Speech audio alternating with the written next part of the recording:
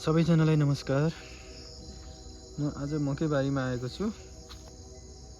तपाईहरु देख्न सक्नुहुन्छ असारको आज 6 गते 6 गतेसम्म मकैहरु यस्तो छ। खासै राम्रो छैन यहाँ मकैहरु। बाँदरहरु लागेर मकै केही छैन यतातिर हाम्रोतिर चाहिँ। तपाईहरुतिर चाहिँ कस्तो छ? आजको मौसम यस्तो छ। बारीभरि सबै झारे झार, मकै गोड्दा पनि झार, कोदो रोप्दा पनि झारे झार, सबै यस्तो छ। बेजोक छ बारीतिर।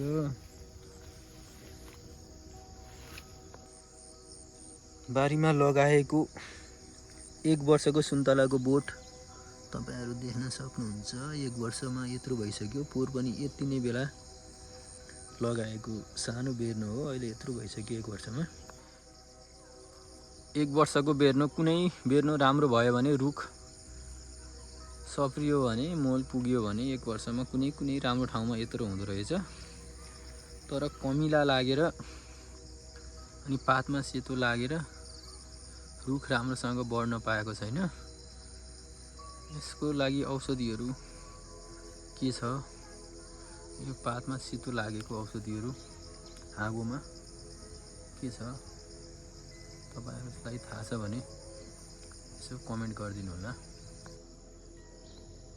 बाँदरको लागि भनेर हामीले बारीको बीचमा यसरी नस्पतिहरूको रुख पनि रोपिदिएका छौं। किनकि लाखुहरू गाउँमा नछिरुन् भनेर हामीले बारीमा यसरी नस्पतिहरू राखिदिएका छौं। बाक्लै छ, लगभग 1 लट आएर बाँदरले नस्पति खाइसक्यो। अब यत्रो छ। खाए पनि केही हुन्थेन, तर एकै दिनमा आएर सब झारेर विनाश गरिदिन्छ। बाँदरले आफ्नो घर पनि बनाउँदैन, अरूको घर पनि बनाउँदैन भनेको उखान चाहिँ अहिले प्रमाणित भएको छ।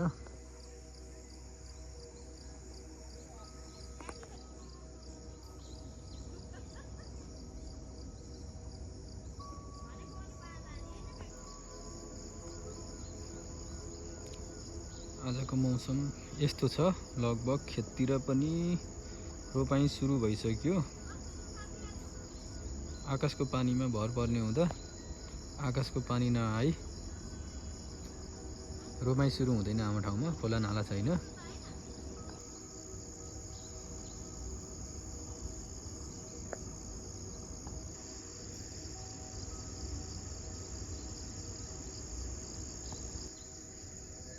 बाँदर व्यवस्थापनको लागि भनेर हामीले बारीको बीचमा राखेका नस्पतिको रुखहरू एकदम ठुला छन्, झ्याङ्गिएका छन्।